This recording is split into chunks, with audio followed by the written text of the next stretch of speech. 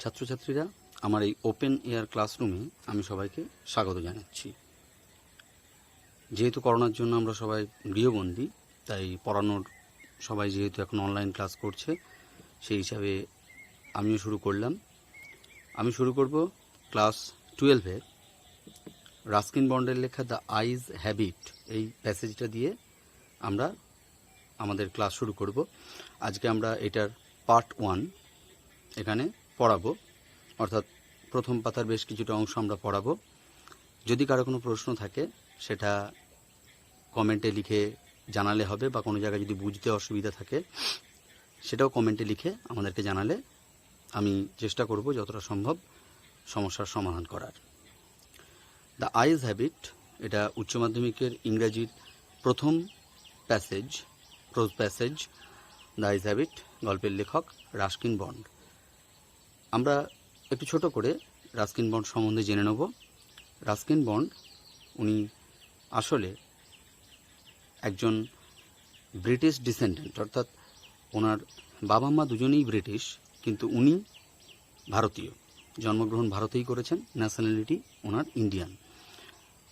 তো উনি জন্মগ্রহণ করেছিলেন 19/5/1934 সালে পাঞ্জাবের কসৌলি এলাকায় উনি জন্মগ্রহণ করেছিলেন। ওনার ছোটোবেলাটা খুবই ডিস্টার্বড ছিল, ওনার ডিস্টার্বড চাইল্ডহুড ছিল। উনি খুব অল্প বয়সেই ওনার বাবাকে হারান, যদিও তার আগেই ওনার বাবার সাথে ওনার মায়ের সেপারেশন হয়ে গিয়েছিল। 10 বছর বয়সে উনি ওনার বাবাকে হারান, বাবার সঙ্গে খুব ভালো সম্পর্ক ছিল। তো ওনার সেই ডিস্টার্বড চাইল্ডহুডের যে কথাগুলো, সেগুলো ওনার বিভিন্ন যে শিশুদের জন্য লেখা, সেই লেখাতে প্রতিফলিত হয়েছে। এছাড়াও উনি ওনার যে অটোবায়োগ্রাফিক্যাল এলিমেন্ট, অর্থাৎ আত্মজীবনীমূলক যে অনেক অংশ, সেগুলো কিন্তু আমরা ওনার বিভিন্ন লেখাতে আমরা পেয়ে থাকি। বেশিরভাগ লেখকই অবশ্যই আত্মজীবনীমূলক লেখা লেখেন। প্রত্যেকটা লেখকেরই তার যে লেখা, যেগুলো তারা লেখেন, সেই লেখার মধ্যে কোথাও না কোথাও তার নিজের জীবনের যে অংশগুলো, সেগুলো তারা তুলে ধরেন, যেটা তার নিজের ইচ্ছা ছিল, হ্যাঁ, বা নিজের যে বিভিন্ন জীবনের ঘটনাগুলো, সেগুলো ডিরেক্টলি বা ইনডিরেক্টলি হয়তো অনেক সময় তুলে ধরার চেষ্টা করেন। কিন্তু রাস্কিন বন্ডের ক্ষেত্রে সেটা অনেক বেশি করে হয়েছে। রাস্কিন বন্ডেরটা ম্যাক্সিমামটাই ওনার আমরা লেখার ক্ষেত্রে যেটা দেখতে পাই, ওটা আত্মজীবনীমূলক লেখা। আত্মজীবনী হয়তো নয়, কিন্তু আত্মজীবনীর ওপর নিজের জীবনে উনি যে ঘটনাগুলো উপলব্ধি করেছেন সেগুলো, যেমন আমরা এই গল্পে বা ওনার অনেক গল্পে আমরা দেখতে পাই দেরাদুন মুসৌরি, এটা বারবার ঘুরে ফিরে আসে। এখন এই দেরাদুন মুসৌরি এই জায়গাগুলো যে বারবার ঘুরে ফিরে আসে, এগুলো ঘুরে আসার কারণ হচ্ছে উনি ওনার জীবনের প্রায় পুরো অংশটায় কাটিয়েছেন, এখনও উনি আছেন, সেটা হচ্ছে দেরাদুন। দেরাদুনেতে ওনার যে আসল জায়গা, ওনার বাসস্থান, সেই জায়গাটা কিন্তু বেশি করে উনি তুলে ধরেছেন ওনার লেখাতে। তার সঙ্গে জীবনের যে বিভিন্ন ঘটনাগুলো রিলেটেড আছে, সেই ঘটনাগুলো উনি সেগুলোকে তুলে ধরার চেষ্টা করেছেন। এছাড়া উনি ওনার যে লেখা, বিভিন্ন লেখাগুলো যেগুলো আছে, যেমন আমি মাত্র দেরাদুনের কথা বলছিলাম, আওয়ার ট্রিজ স্টিল গ্রোইং দেরা, এটা ওনার একটা খুব কী বলবো বিখ্যাত একটা লেখা। এছাড়া ওনার জীবনের প্রথম যে novel The Room on the Roof, এটা ওনার একটা জীবনের প্রথম একটা নভেল। এছাড়াও ওনার অনেক লেখা আছে, দ্য ব্লু আমব্রেলা, হ্যাঁ, বা ধরা যাক রেইন ইন দ্য মাউন্টেন্স, এরকম উনি প্রচুর লেখা লিখেছেন। যাক, আমাদের বেশি ইন্ট্রোডাকশনের জায়গাটাকে বাড়িয়ে লাভ নেই, আমরা চলে যাব এই গল্পে the eyes habit. The eyes have it, এই যে গল্পটা আমরা পড়ব, আমাদের প্যাসেজ আছে যেটা, এই গল্পটার অল্টারনেট টাইটেল, অর্থাৎ দ্য আইজ হ্যাবিট এই টাইটেলটা ছাড়াও অন্য টাইটেলেও কিন্তু এই গল্পটা এসেছে। The girl on the train, বা the eyes are not here, এই ধরনের অনেক এসেছে। দ্য আইজ হ্যাবিট এই যে টাইটেলটা সম্বন্ধে আমরা একটু আলোকপাত করব।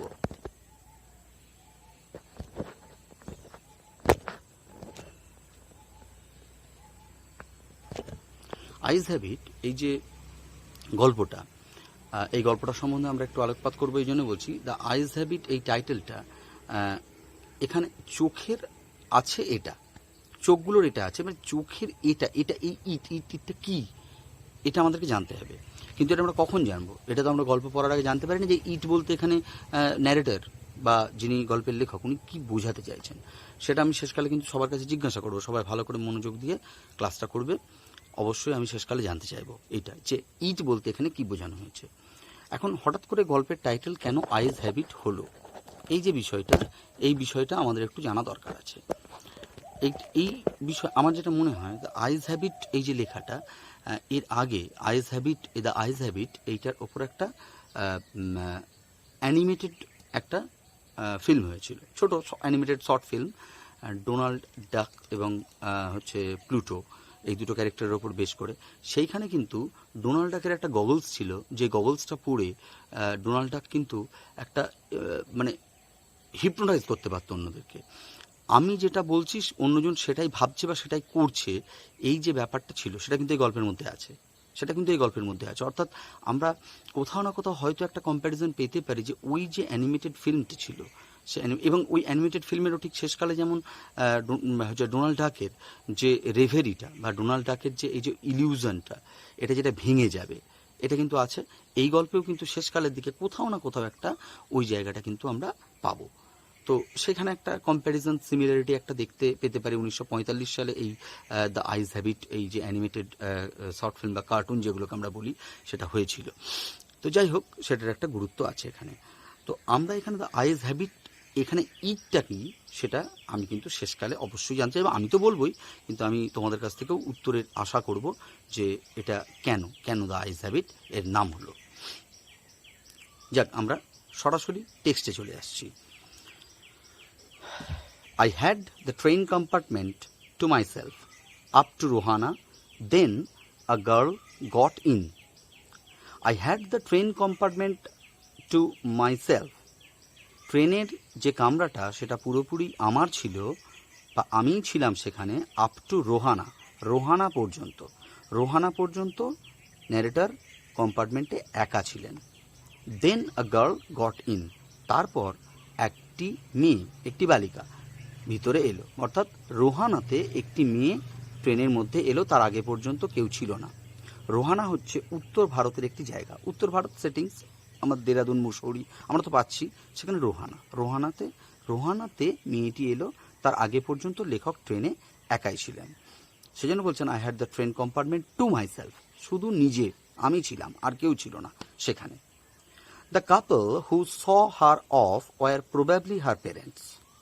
দ্য কাপল, যেই দুজন, হু স হার অফ, যারা ওকে বিদায় জানাতে এসেছিল বা এসেছিলেন, ওয়ার, তারা ছিলেন, প্রবাবলি, সম্ভবত, হার পেরেন্টস, তার বাবা মা। সম্ভবত বলার কারণ আছে এখানে, যে এখানে দুটো কারণ থাকতে পারে। একটা হচ্ছে, প্রথমত আমরা একটু পরেই দেখতে পাবো, লেখক ব্লাইন্ড, মানে লেখক বলবো না, এখানে ন্যারেটর বলবো আমরা। ন্যারেটর, যিনি গল্পের বক্তা, তিনি অন্ধ, তিনি দেখতে পান না। তাহলে সেখানে একটা প্রবাবিলিটির জায়গা থাকছি, ডাউট একটা থাকছেই, যে এই ডাউটের জন্য উনি এটা বলছেন। এছাড়া আর একটা ব্যাপার, ওদের যে ওখানে ওই প্ল্যাটফর্মের মধ্যে যে কথাবার্তা, সে কথাবার্তাতে কোথাও উনি বুঝতে পারেননি হয়তো যে ওরা আদৌ বাবা মা কিনা। মানে যেটুকু ইনস্ট্রাকশন বা অন্য যেগুলো আছে তার মধ্য থেকে উনি একটা ধরে নিচ্ছেন যে ওরা হয়তো ওর পেরেন্টস, ওর বাবা মা, এইটা ধরে নিচ্ছে। সেই জন্য বলছে ওরা সম্ভবত তার বাবা মা। They seemed very anxious about her comfort, and the woman gave the girl detailed instruction as to where to keep her things, when not to lean out of windows, and how to avoid speaking to strangers.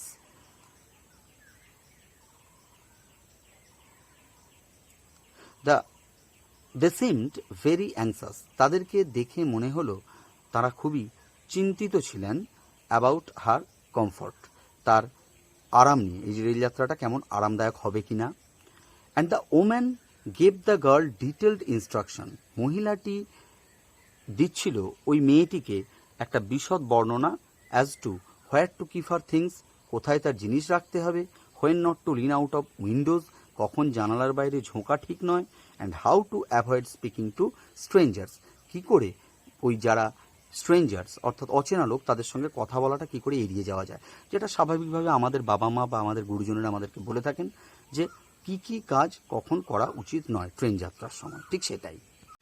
আপাত দৃষ্টিতে এগুলো যদিও আমাদের মনে হয় যে ঠিকই তো আছে, এগুলো তো ইনস্ট্রাকশন দিচ্ছে, এগুলো তো আমাদের বাবা মায়েরা ইনস্ট্রাকশন এরকমভাবে দিয়েই থাকে, এগুলোর তো একটা গুরুত্ব আছেই। এছাড়াও একটা এই গল্পে আর একটা গুরুত্ব আছে, এই এই যে ডিটেল ইনস্ট্রাকশন, বিশেষ করে কখন জানালার বাইরে ঝোঁকা ঠিক নয়, কিভাবে হচ্ছে যারা এই যে স্ট্রেঞ্জার্স, যারা অচেনা ব্যক্তি, অচেনা মানুষজন, তাদের সঙ্গে কথা বলা কী করে এড়িয়ে যাওয়া যায়, এই যে কথাগুলো বলার একটা কারণ আছে, একটা গুরুত্ব আছে, সেটা আমরা গল্পের শেষের দিকে অবশ্যই জানবো। এখন সেটা অতটা না জানলেও চলে। এখন আমরা এটা খুব সিম্পল একটা ব্যাপার ধরে নিই যে আমাদের বাবা মায়েরা আমাদেরকে এইভাবেই, কিন্তু বাবা মা বা যে কোনো গুরুজন আমাদেরকে এইভাবেই বলেন যে আমাদের কিভাবে এইগুলো করা উচিত। অর্থাৎ তাহলে বলা গেল যেটা, যে তাদেরকে দেখে মনে হলো they seemed very anxious about her comfort, তার আরাম নিয়ে তারা খুবই চিন্তিত ছিল।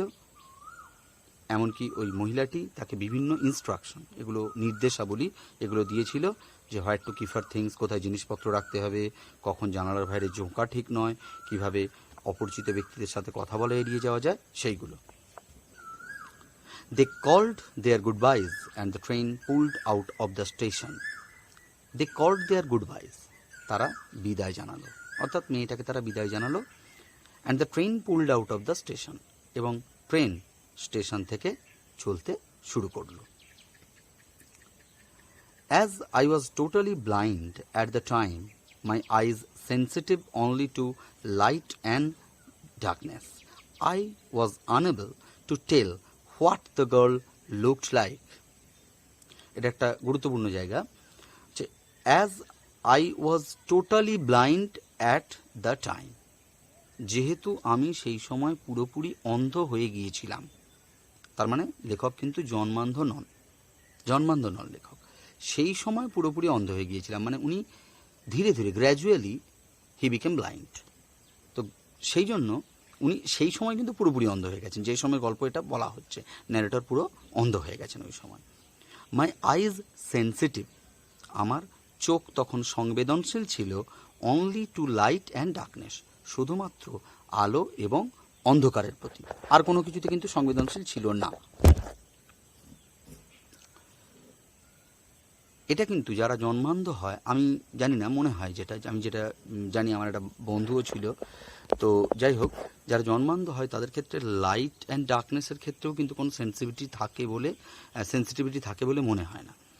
কিন্তু যারা গ্র্যাজুয়ালি অন্ধ হয়ে যায় তাদের ক্ষেত্রে কিন্তু একটা এই ব্যাপারটা থাকে, তারা কিন্তু ধীরে ধীরে যেহেতু অন্ধ হয়, তাদের কিন্তু আস্তে আস্তে তখন একটা লাইট অ্যান্ড ডার্কনেসের প্রতি একটা সেন্সিটিভিটি থাকতে পারে।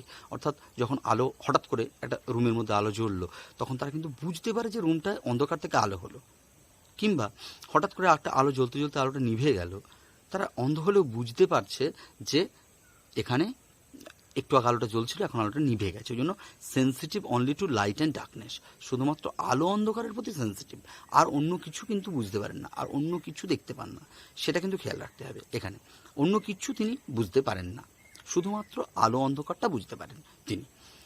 কিন্তু যারা ব্লাইন্ড বাই বার্থ, জন্মান্ধ যারা, তারা কিন্তু মনে হয় না যে এটাও পারেন বলে, যে মানে তাদের ক্ষেত্রে এটা হয় না যে তারা ওই sensitive two light and darkness, টোটালটাই ইনসেন্সিটিভ, কোনো কিছুই তারা বুঝতে পারেন না। তাহলে যেহেতু আমি সেই সময় পুরো অন্ধ হয়ে গিয়েছিলাম এবং আমার চোখ আলো অন্ধকারের প্রতি শুধুমাত্র সংবেদনশীল ছিল, আই ওয়াজ আনএবল, আমি অক্ষম ছিলাম, টু টেল, বলতে, what the girl looked like, মেয়েটাকে দেখতে কেমন ছিল সেটা কিন্তু আমি ঠিক বলতে পারছিলাম না। তার কারণ সে কেমন সেটা বলতে গেলে দেখার প্রয়োজন, যেহেতু তিনি দেখতে পাচ্ছেন না, তিনি বলতে পারছেন না, তাই what the girl looked like. But I knew, কিন্তু আমি জানতাম, but I knew she wore slippers, সে চটি জুতো পরেছিল, সেটা আমি জানতাম। কি করে জানতে পারলো না? From the way they slapped against her heels, from the way, ঠিক যেভাবে দে, ওই জুতোগুলো, চটি জুতোগুলো, স্ল্যাপড, আঘাত করছিল, এগেনস্ট হার হিলস, তার গোড়ালিতে, চটি জুতোগুলো যেভাবে তার গোড়ালিতে আঘাত করছিল, সেটা থেকে লেখক বুঝতে পেরেছিলেন যে মেয়েটা চটি জুতো পরে আছে। এইটা উনি বুঝতে পেরেছিলেন, মানে সুজাতীয় কোনো জুতো ছিল না, যে জুতোগুলো সহজে ওই আমাদের গোড়ালিতে আঘাত করতে পারে সেরকম চটি জুতো মেয়েটা পরেছিল, সেটা কিন্তু ন্যারেটর বুঝতে পেরেছিলেন সেইখান থেকে।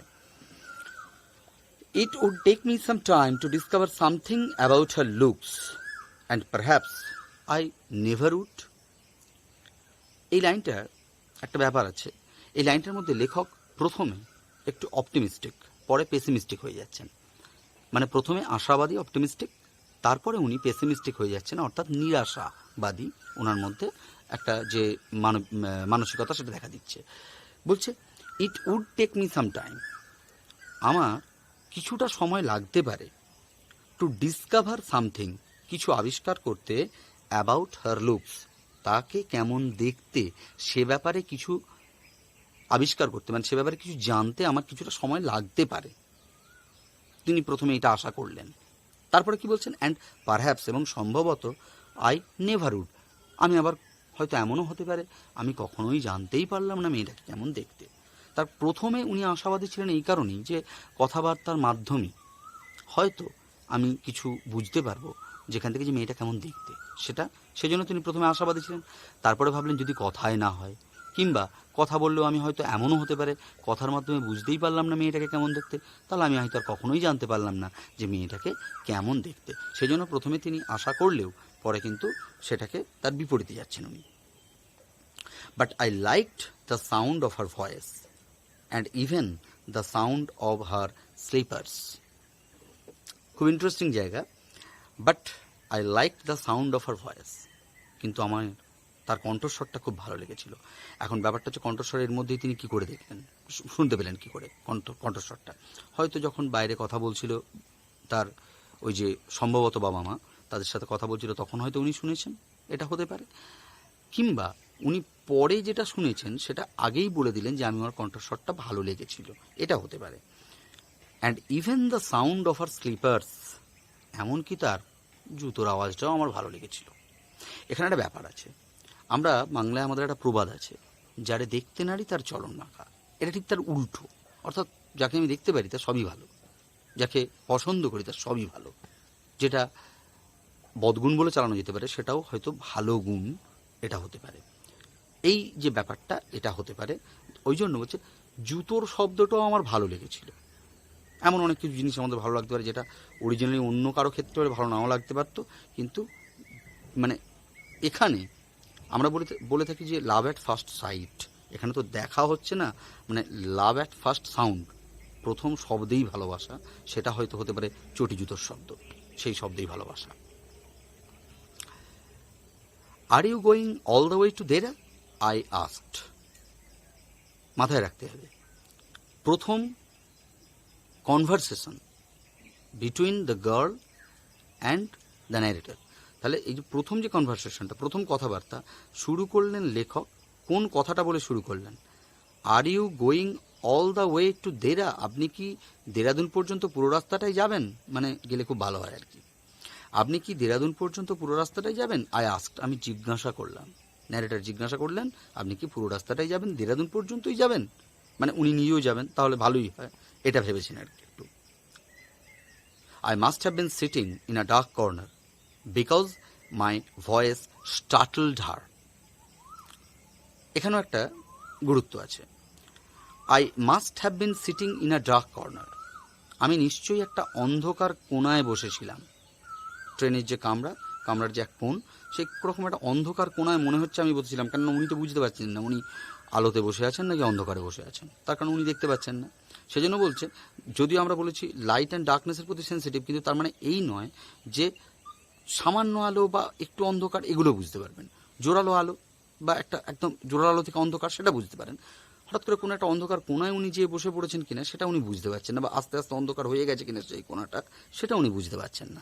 ওই জন্য বলছে আমি হয়তো বা আমি নিশ্চয়ই ওই একটা কোনো অন্ধকার কোণাতে বসেছিলাম, কারণ বিকজ মাই ভয়েস স্টার্টলড হার, আমার কণ্ঠস্বর তাকে চমকে দিল। মানে আমি যাই তাকে জিজ্ঞাসা করলাম, সঙ্গে সঙ্গে মেয়েটি চমকে গেল।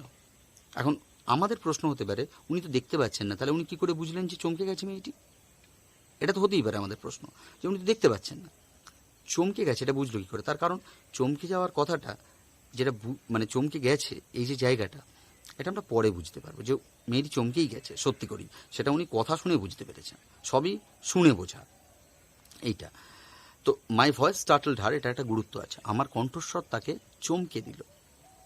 আমি অন্ধকার কোণায় বসেছিলাম। এখন আমাদের প্রশ্ন যে উনি যদি অন্ধকার কোণাতে বসেও থাকেন, আমরা অলরেডি জেনে গেছি যে কম্পার্টমেন্টের মধ্যে উনি ছাড়া কেউ নেই, তাই একজন এলে স্বাভাবিকভাবেই তার যত অন্ধকার কোণাতেই বসে থাকুন উনি, যদি কম্পার্টমেন্টে প্রচুর লোক থাকে তার মধ্যে কয়েকজনকে আমি চিনতে পারবো না, দেখবো না, ঠিক আছে, একজন থাকলে একজনকে তো দেখা উচিত।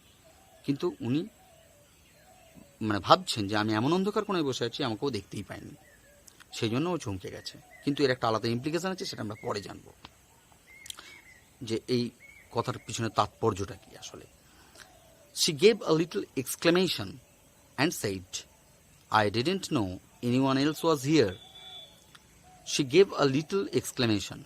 তিনি একটু এক্সক্লেমেশন মানে একটু বিস্ময় প্রকাশ করা, তিনি একটু বিস্ময় প্রকাশ করলেন, মেয়েটা একটু বিস্ময় প্রকাশ করলো অ্যান্ড সেড, এবং বলল I didn't know anyone else was here. Underline করতে হবে এই লাইনটা, এখানে আন্ডারলাইন করতে হবে যে I didn't know anyone else was here, আমি জানতাম না এখানে কেউ আছে। এটা একটা গুরুত্বপূর্ণ কথা, একজন আছে তাতেও তাকে দেখতে পাচ্ছে না, তাতেও তাকে লক্ষ্য করছে না, ঠিক আছে, এটা খুব একটা গুরুত্বপূর্ণ জায়গা যে এখানে ইমপ্লিকেশন আছে এইটার। আমি সেটাই বলছি যে শেষে আমরা কিন্তু এটা জানতে পারবো। আই ডিডন্ট নো, আমি জানতাম না, এনিওয়ান এলস ওয়াজ হিয়ার, এখানে কেউ একজন আছে। এখন এই যে কথাটি মেয়েটি বলল, একটা মেয়ে কম্পার্টমেন্টে উঠেছে, ওঠার পর একটা ব্যক্তি বসে আছেন, তিনি একটু আলাপ জমানোর চেষ্টা করছেন। এখন প্রথম কথায় মেয়েটি যদি বলে যে আমি জানতাম না এখানে কেউ আছে, তাতে একটু মানে ছেলেটার অভিমান হওয়া স্বাভাবিক। আমি একা বসে আছি, একটা ব্যক্তি, তাতেও আমাকে দেখতে পাচ্ছে না, এটা একটু মানে ইট হার্টস, এটা আঘাত করে। তো সেই আঘাতটা কিন্তু সে লেখক যে পেয়েছেন, সেটা আমরা পরের যে পোর্শনটা আছে সেই পোর্শনটাতে আমরা খুব ভালো করে বুঝতে পারবো। Well, it often happens that people with good eyesight fail to see what is right in front of them. Well, ঠিক আছে, it often happens, এটা প্রায় ঘটে, that যে people with good eyesight, ভালো দৃষ্টিসম্পন্ন লোকজনেরা ফেল মানে প্রায় সময় ফেল টু সি, এটা দেখতে ব্যর্থ হয়, what is right in front of them, ঠিক তাদের সামনে কি আছে, তাদের ঠিক সামনেই কি আছে এটা দেখতে তারা ব্যর্থ হন, প্রায় সময় ব্যর্থ হন। এটা যারা ভালো দেখতে পান, পিপল উইথ গুড আইসাইট, যাদের ভালো দৃষ্টিশক্তি রয়েছে, অর্থাৎ যারা অন্ধ নন, সেই ব্যক্তিরা প্রায় সময় নিজের সামনের জিনিস দেখতে পান না। এটা আমরা ব্যাখ্যাটা করব পরের দিকে, মানে আরেকটু এই পুরো প্যাসেজটা পড়া হয়ে গেলে ব্যাখ্যাটা করবো আরও ভালো করে। এটা একটা আয়রনি অর্থাৎ মানে আমি যেটা ভাবছি আসলে সেটা নয়, বিপরীত কিছু একটা ব্যাপার আছে, এটা আয়রনি। আমি ভাবছি একরকম কিন্তু বিষয়টা অন্যরকম। They have too much to take in, I suppose, they have too much to take in, তাদেরকে মনে হয় অনেক জিনিস নিতে হয়, সাপোজ আমার মনে হয় তাদেরকে অনেক জিনিস নিতে হয়। অর্থাৎ কী হয়, আমরা যারা চোখে দেখতে পাই তারা একদম এখান থেকে ওখান চারিদিকে কোথায় কি আছে না আছে আমরা সব কিছু দেখার চেষ্টা করি, আর সব কিছু যেহেতু দেখার চেষ্টা করি, তাই এমনও হতে পারে যে আমাদের চোখের সামনে ঠিক যেটা পড়ে আছে সেটা আমরা দেখতে পাই না আমরা, এটা হয়, আমরা প্রত্যেকেই জানি যেটা আমাদের ক্ষেত্রে হয়ে থাকে কিন্তু প্রায় সময়। উনি কিন্তু খুব সাধারণ একটা মানুষের যে ঘটনাগুলো প্রতিনিয়ত ঘটে সেই কথাটাই বলছেন এখানে, যে আমরা যারা সব কিছু দেখতে পাই তাদের ক্ষেত্রে কিন্তু অনেক সময় এই প্রবলেমটা ঘটে যে আমরা সামনের জিনিস দেখতে পাই না, এইটা। Whereas people who cannot see or see very little have to take in only the essentials, whatever registers most tellingly on their remaining senses. Whereas যেখানে, এবার উল্টো দিকে যারা দেখতে পায় না তাদের কথা বলছেন উনি, whereas people who cannot see, যেখানে লোকজন যারা দেখতে পান না, অর্থাৎ যারা blind, or see very little, বা যারা খুব অল্প দেখতে পান, অল্প দৃষ্টি সম্পন্ন ব্যক্তিরা, হ্যাভ টু টেক ইন, তাদেরকে নিতে হয় অনলি দ্য এসেন্সিয়ালস, শুধুমাত্র অপরিহার্য জিনিস, যেগুলো গুরুত্বপূর্ণ জিনিস, শুধুমাত্র সেগুলোকে নিতে হয়। তাদেরকে সব কিছু তাদেরকে নেওয়ার দরকার নেই, তারা সব কিছু নিতেও পারে না, তার কারণ চোখ একটা এমন ইন্দ্রিয় যেটার মাধ্যমে আমরা অনেক বেশি কিছু জিনিস একসাথে পেয়ে যেতে পারি।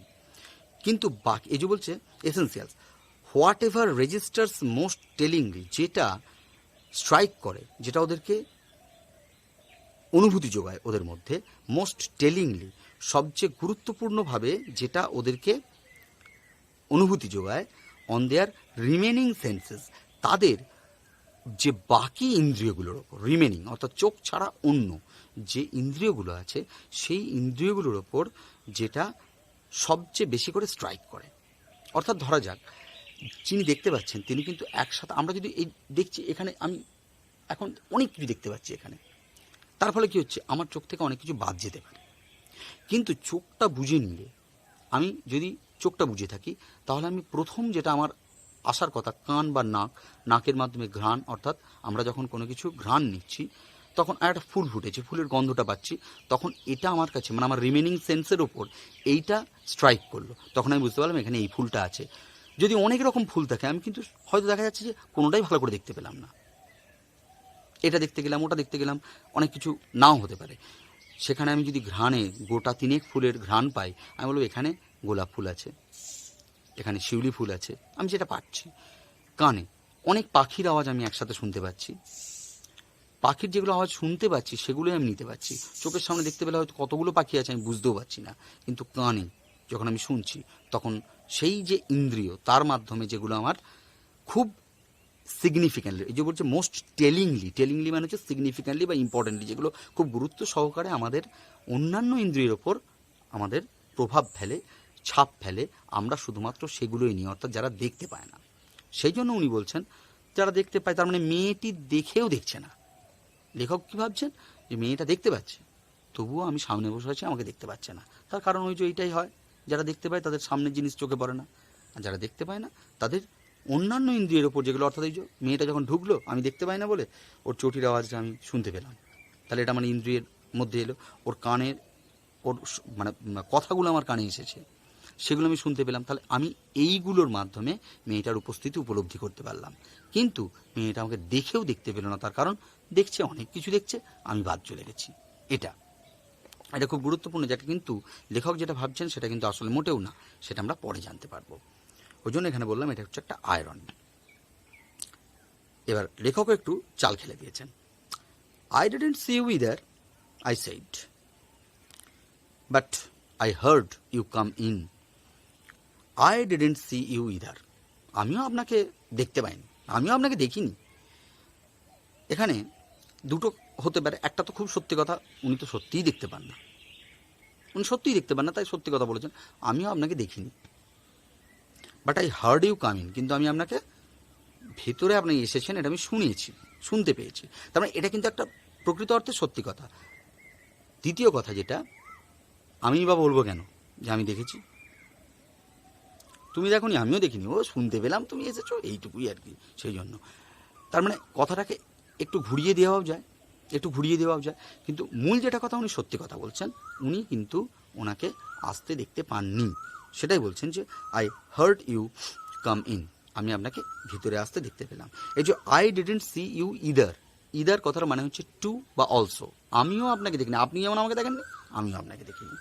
আমি বললাম, ন্যারেটর এই কথাটাই বললেন, কিন্তু আমি আপনাকে ভিতরে আপনি যে এসেছেন এটা আমি শুনতে পেলাম, আমি শুনলাম, ওই যে স্লিপারের আওয়াজ থেকে বা কণ্ঠস্বর থেকে আমি শুনলাম, এইটাই। I wondered if I would be able to prevent her from discovering that I was blind. I wondered, আমি একটু অবাক হয়ে ভাবছিলাম, if I would be able to prevent her, আমি সক্ষম হব কি না ওকে আটকে রাখতে। কি থেকে আটকে রাখতে না, ফ্রম ডিসকভারিং, এটা আবিষ্কার করা থেকে, দ্যাট আই ওয়াজ ব্লাইন্ড, যে আমি অন্ধ। আমি যে অন্ধ ছিলাম এটা ওই মেয়েটা যাতে বুঝতে না পারে সেটা আমি আটকাতে পারবো কিনা, এই ব্যাপারটা আমি খুব ভাবছিলাম, আমি অবাক হয়েই ভাবছিলাম একটু, যে পারবো আদৌ শেষ পর্যন্ত, মানে শেষ রক্ষা হবে তো, নাকি ও ডিসকভার করে ফেলবে, ও বুঝতে পেরে যাবে, ধরে ফেলবে যে আমি অন্ধ। এইটা ওনার মনের মধ্যে একটা সংশয় ছিল। ও যে আই ওয়ান্ডার্ড ইফ, পারবে কিনা এটা, if I would be able to prevent her, prevent মানে আটকে রাখা, ওকে আমি আটকে রাখতে পারবো কিনা ফ্রম ডিসকভারিং, এটা আবিষ্কার করা থেকে বা এটা বুঝতে পারা থেকে, দ্যাট যে আই ওয়াজ ব্লাইন্ড, যে আমি অন্ধ ছিলাম।